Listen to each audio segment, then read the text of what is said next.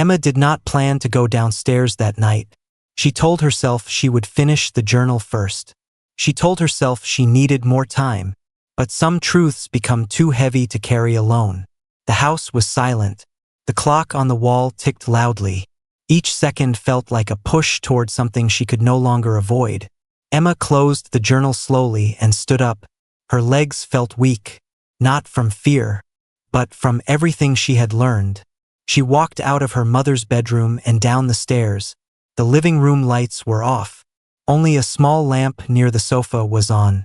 Her father was sitting there, still in the same position as earlier, elbows on his knees, hands together, eyes staring at nothing. He looked older than he did yesterday. Grief had changed his face. Emma stood in the doorway for a moment. She almost turned back. But then she remembered the words in the journal. If my daughter reads this one day, I do not want her to hate her father. Emma stepped forward. Dad? She said softly. He looked up slowly. His eyes were red, not only from today, but maybe from many nights before. You should be resting, he said quietly. Emma shook her head. I found something. Her father's body became still. He did not ask what. Maybe he already knew. In Mom's drawer, she continued, there was a journal. The word journal hung in the air like a storm cloud. Her father closed his eyes for a few seconds. When he opened them, there was no surprise, only fear. She wrote everything, Emma said. Her voice was not loud, but it was not weak either. Her father swallowed slowly. I wondered if you would ever find it, he said. Emma felt anger rise again. You knew. He nodded. She told me she was writing. She said one day you might need answers.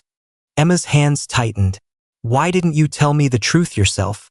Her father looked down at his hands. Because I was ashamed. The word sounded simple, but it carried years of weight. Emma stepped closer. Was it true? He did not pretend to misunderstand. Yes, he said. The honesty hurt more than denial would have. Emma felt her heart beating loudly in her chest. How could you? She asked. She loved you. Her father's voice broke slightly. I know. That's what makes it worse. Emma felt tears fill her eyes. You had another woman. Yes, he said again. No excuses? He shook his head slowly.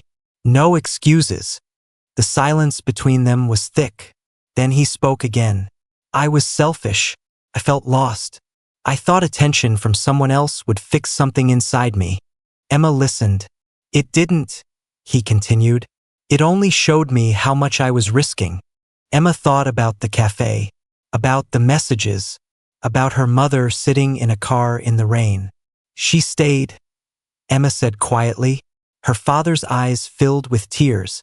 I know, he whispered. She stayed because of me, Emma said. He shook his head gently.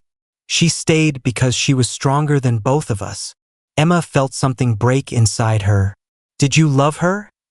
She asked suddenly. Her father looked confused for a second. The other woman? Emma nodded. He took a deep breath. I cared about her, but love is not the same as care. Emma waited for more. I loved your mother, he said. I just forgot how to protect that love. Emma felt anger and sadness mixed together. She forgave you, Emma said softly. Her father's face changed. She did more than forgive me, he said. She taught me what real love looks like. Emma's voice trembled. She asked you to protect my heart better than you protected hers. Her father's eyes widened.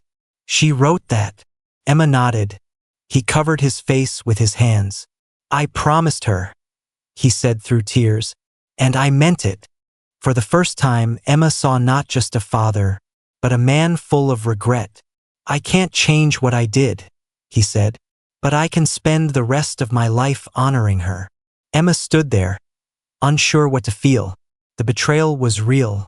The pain was real, but so was the remorse.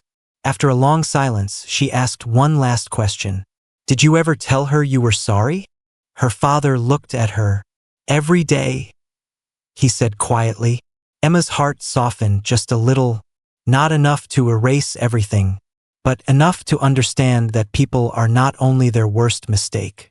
The room felt different now, still sad, still heavy, but honest. And honesty, even painful honesty, was a step toward something new. Emma looked at her father and realized something important.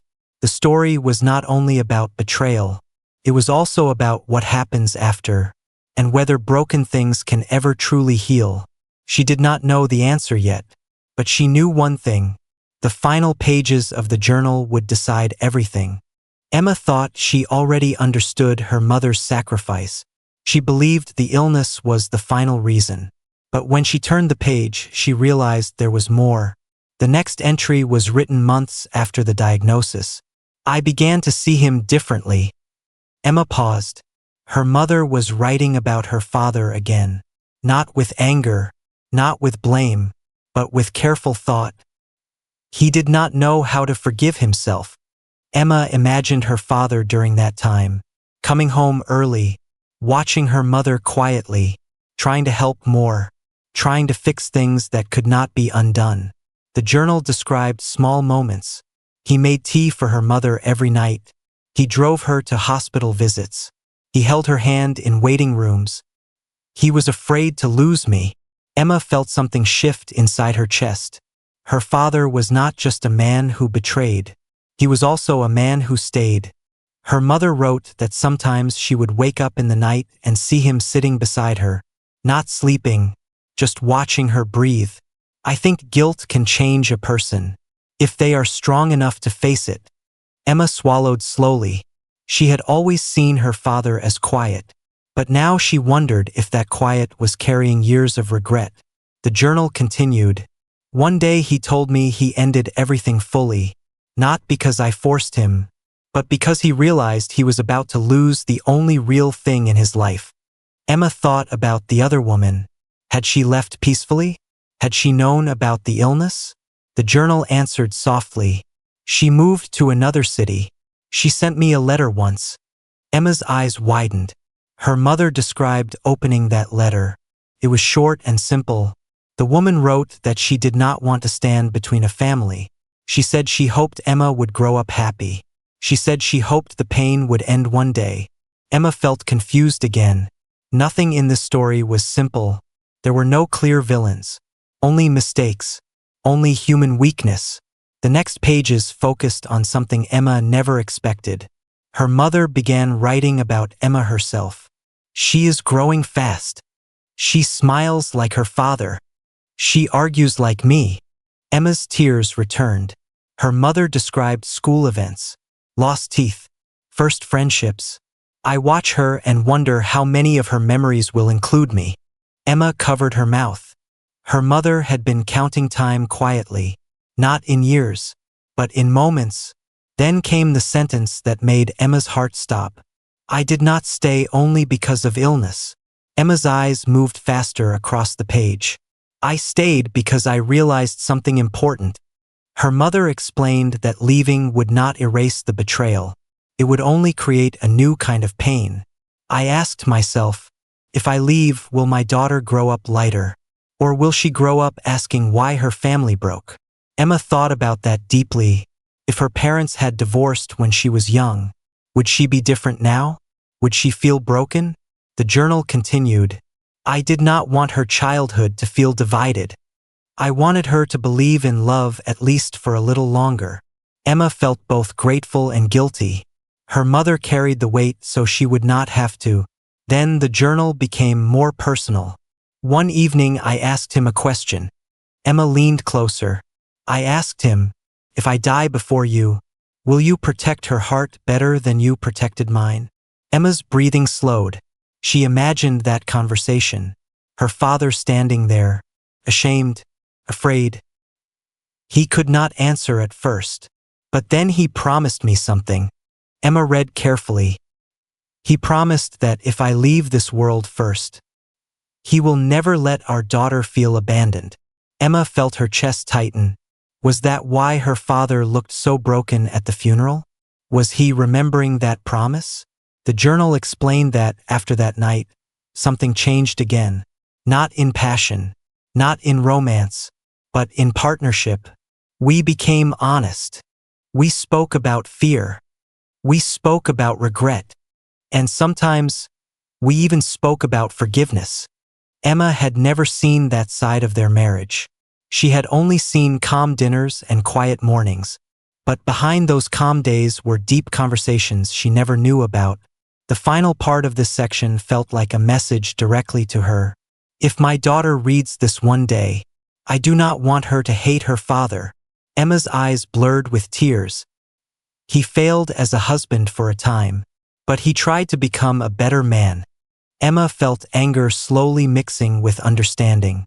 People are not only one thing, they can be weak and still capable of change.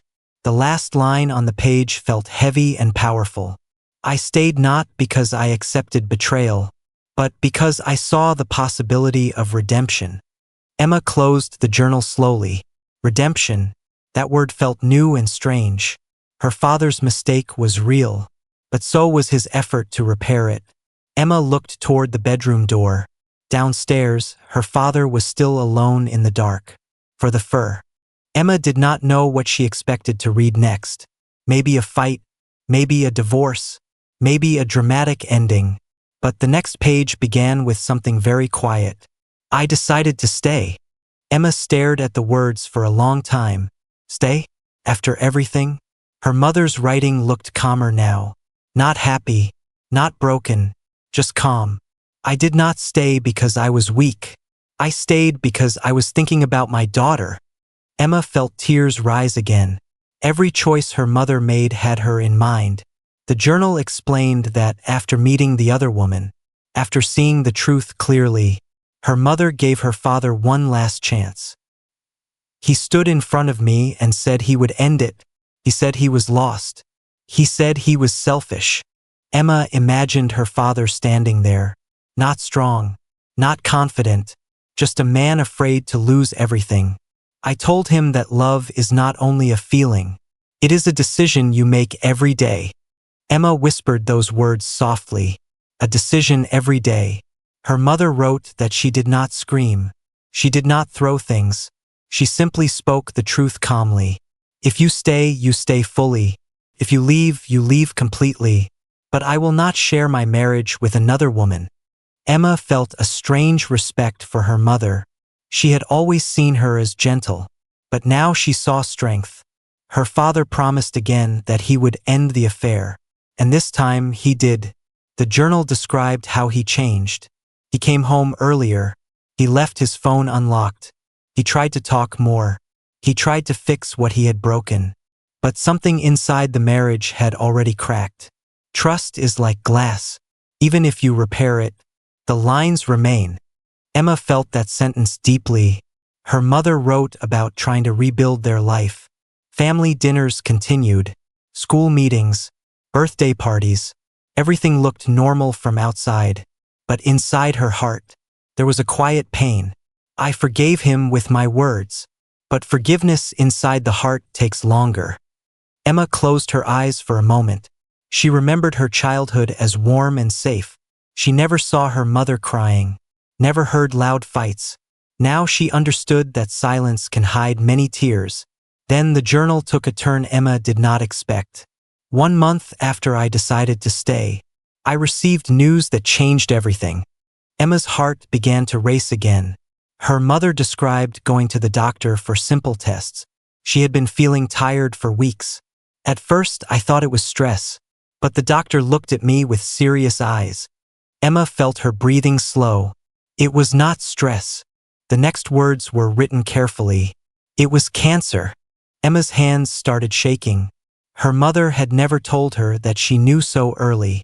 The journal explained that the illness was already serious when it was discovered. The doctor said I might have years, or maybe less. Emma felt like the room was spinning. Her mother had carried this secret alone.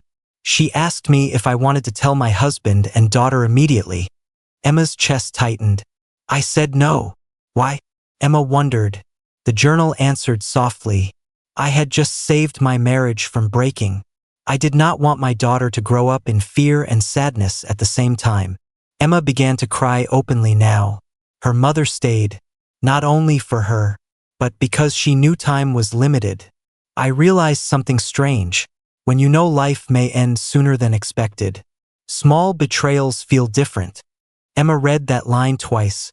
Her mother wrote that anger felt heavy, but time felt short. I asked myself, do I want to spend my last years fighting? Or do I want to spend them loving my child as much as possible? Emma covered her mouth. Her mother had chosen love, even after betrayal. I told my husband about my illness weeks later. He cried in a way I had never seen before. Emma imagined that moment, her father breaking down, realizing he almost lost everything for something temporary. He blamed himself. He said maybe this was punishment, but I told him illness is not punishment. It is just life. Emma felt her heart soften a little. The final part of this section was quiet but powerful. I decided that my daughter would remember a home full of warmth, not a house full of anger. Emma understood now. Her mother's sacrifice was not silence from weakness. It was silence from strength. She chose peace over pride, love over revenge, family over ego. The last line on the page made Emma stop breathing for a second. I do not regret staying, because in the end, love was still stronger than betrayal. Emma slowly closed the journal and pressed it against her chest. She had opened it searching for anger, for someone to blame, but instead, she was finding something deeper, a story of pain, yes, but also a story of courage. And she still had many pages left to read. If her mother carried this illness in silence, what else had she kept hidden? Emma wiped her tears and turned the page again. Not just as a daughter. Emma did not turn the page right away. She sat on the bed with the journal resting on her lap. Her mind was full of questions. She always believed her parents had a simple life. Not perfect, but normal. Now that word felt like a lie. After a few minutes, she forced herself to continue. The next page began with only one sentence. I finally saw her with my own eyes. Emma's heart beat faster. Her mother described the day in detail. It was a rainy afternoon. She had gone to the city to buy groceries, but something told her to drive near her husband's office instead. I do not know why I went there. Maybe my heart already knew what my mind was afraid to accept. Emma could almost see the scene. Her mother sitting in the car, rain hitting the windshield, her hands gripping the steering wheel tightly. Then she saw him. He walked out of the building, and she walked beside him. Emma held her breath. She was younger than me. Her hair was long and dark. She laughed at something he said, and he looked at her the way he used to look at me. Emma felt a sharp pain in her chest. That look, the one full of warmth and attention. Her mother had noticed it disappearing, and now she knew where it had gone. They stood too close, not touching, but not distant either. Emma's fingers pressed into the page. Her mother wrote that she did not scream.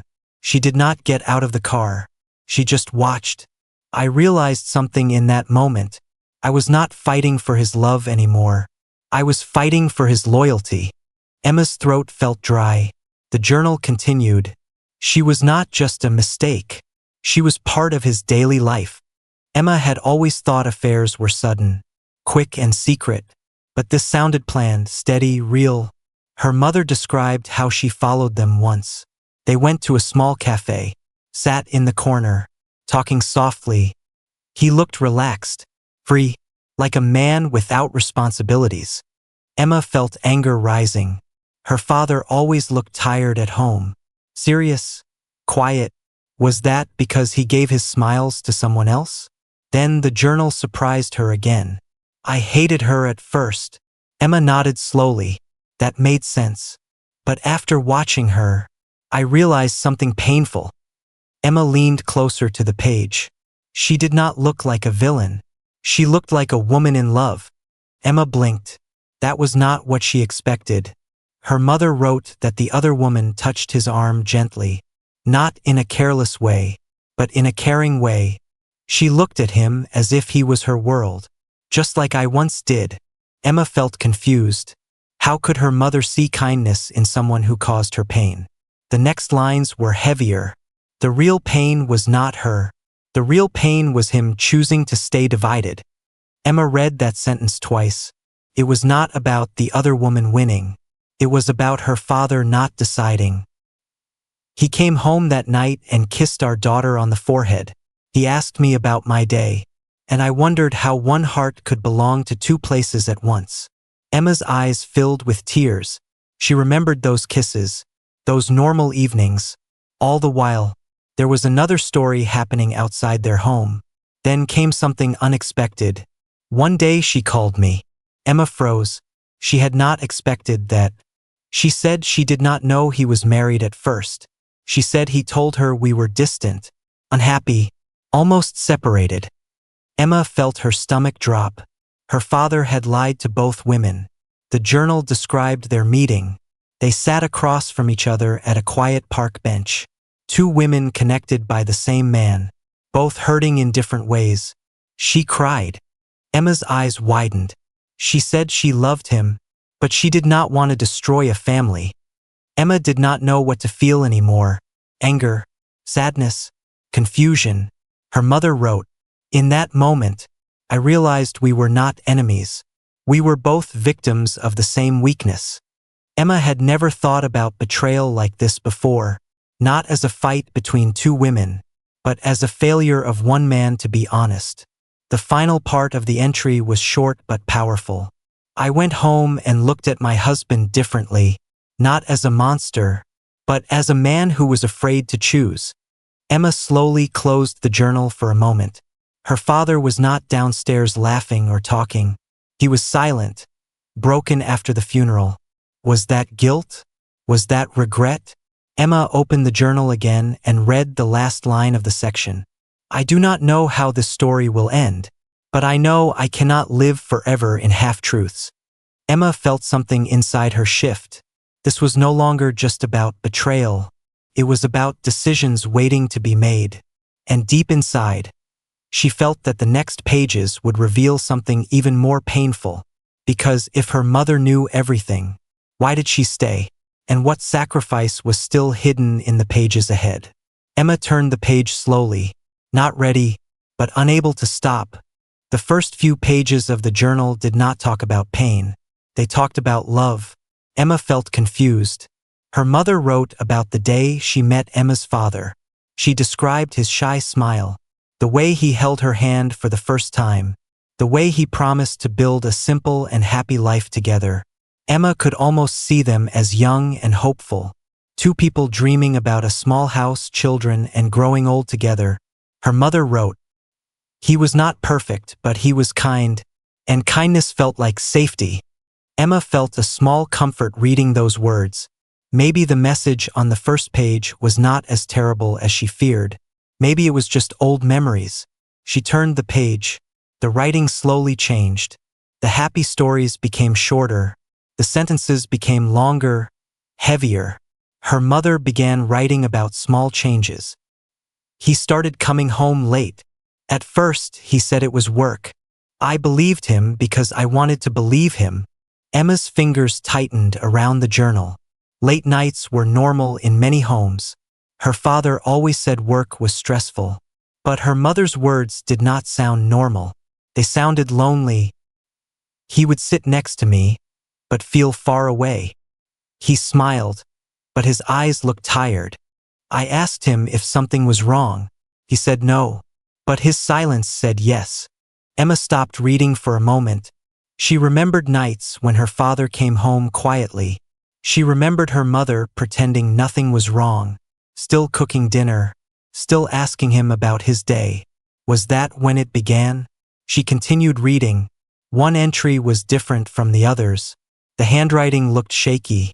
"Tonight I checked his phone." Emma's heart skipped. "I told myself I would never be that kind of wife. But something inside me would not let me sleep." The next line felt heavier than all the others. There were messages, not about work, not about stress, but about missing someone. Emma's chest felt tight. She read faster now. The messages were not just friendly. They were soft, personal. full of things he no longer said to me. Emma felt her stomach twist. Her father had never looked like a man who would lie. He always seemed calm, steady, simple. But the journal was not calm. It was breaking slowly. I waited for him to come home. I told myself I would stay quiet. But when he walked in, I could not stop the tears. Emma imagined that night, her mother standing in the kitchen, her father opening the door, not knowing that everything had already changed. I asked him who she was. Emma's breathing slowed. He did not deny it. Those words felt sharp. He said it was a mistake. He said it meant nothing. He said he was confused. Emma felt anger rise inside her. How could something like that mean nothing? She kept reading. I wanted to scream. I wanted to leave. But then I looked at our daughter sleeping in her room. Emma's eyes filled with tears. She was that daughter. I realized that my pain was not only mine. Any decision I made would change her life too. Emma remembered her childhood. Birthday parties, school events, family dinners. Everything looked normal. But behind those normal days, her mother was carrying a secret storm. Then Emma read a sentence that made her pause. He promised it was over. He promised he would end it. He promised to come back to us fully. Emma felt a small hope.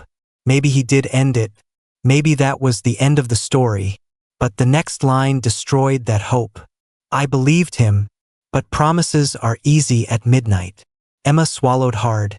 The late nights continued. The phone stayed locked, and his heart stayed divided. Emma closed the journal for a moment. Her hands were shaking. The father she knew was gentle. He helped her with homework. He fixed her bicycle. He stayed up with her when she was sick. But the father in the journal was someone else. Someone weak. Someone lost. Emma opened the journal again. The last entry of this section was short. I do not know who I am anymore. A wife who forgives too much, or a woman who is too afraid to be alone. Emma felt something change inside her. This was not just a story about betrayal. It was a story about fear, about choices, about silence. And deep inside, Emma felt a question forming. If her mother knew the truth so clearly, why did she stay? And who was the woman that her father could not leave behind? The journal still had many pages left, and Emma knew that the real answers were waiting. But she was no longer reading with simple curiosity. She was reading with a heart that was slowly breaking, and she was not sure she was ready for what came next. The house felt empty after the funeral. Not just quiet, but empty. People had filled it all day with soft voices, hugs, and the smell of flowers. Now the flowers were still there, but the people were gone. Emma stood near the living room window and watched the last car drive away. Her father was sitting on the sofa, staring at the floor, not moving, not speaking. The silence felt heavy. Her mother had always been the heart of the house. She was the one who laughed loudly while cooking, the one who played old songs on Sunday mornings, the one who made even normal days feel warm. Now there was no music, no smell of food, no soft voice calling her name. Emma felt like she was standing in a house that looked the same but felt completely different. She slowly walked toward her mother's bedroom. She had not gone inside since the day her mother was taken to the hospital. The door was half open, as if waiting. Her heart started beating faster. She pushed the door gently and stepped inside. Everything was still in its place. The bed was made neatly. Her mother's favorite blue scarf was hanging on the chair. Her perfume bottle was on the table. Emma picked it up and smelled it. The scent was still there. For a second, she closed her eyes and imagined her mother standing behind her, smiling.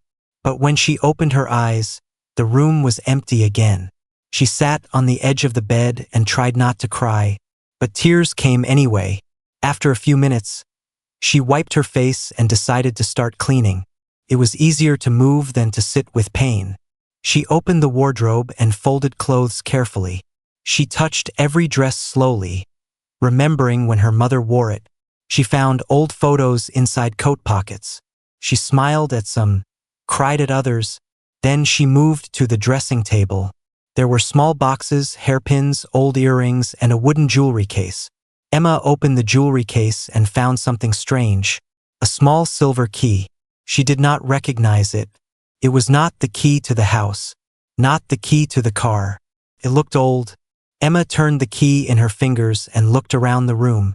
That was when she noticed something she had never seen before. One of the drawers in the dressing table had a small keyhole. She felt confused. She had lived in this house her whole life. How had she never noticed this drawer? Her hands began to shake a little. Why would her mother lock a drawer? What could be inside that needed to be hidden? Emma slowly put the key into the keyhole. For a moment, she stopped. Something inside her felt scared. Like once she opened it, something would change forever. She took a deep breath and turned the key. Click. The sound was small, but it felt loud in the quiet room. She pulled the drawer open slowly. Inside, there was only one thing. A thick journal with a dark brown cover. No title. No decoration. Just simple and plain. Emma stared at it for a long time before touching it. Her heart was beating faster now. She picked it up carefully, as if it was something fragile. When she opened the first page, her breath stopped. It was her mother's handwriting. She would recognize that writing anywhere. The first sentence read, "If you are reading this, it means I am no longer there to explain. There are things you must know, and they may change how you see your father." Emma froze. Her father. She felt a cold feeling move through her body. Her father was downstairs, sitting alone in the dark living room. The man who held her hand at the funeral. The man who looked broken and tired. What could possibly change how she saw him? Emma turned the page slowly. Her fingers felt weak. She wanted to close the journal. She wanted to pretend she never found it. But she also felt something stronger. A need to know the truth. Outside the room, the house was silent. Her father had not moved. Inside the bedroom, Emma sat alone with her mother's final words in her hands. The girl who walked into this room was grieving, but the girl who would walk out might never see her family the same way again. And that thought scared her more than the funeral ever did. She took another deep breath and began to read.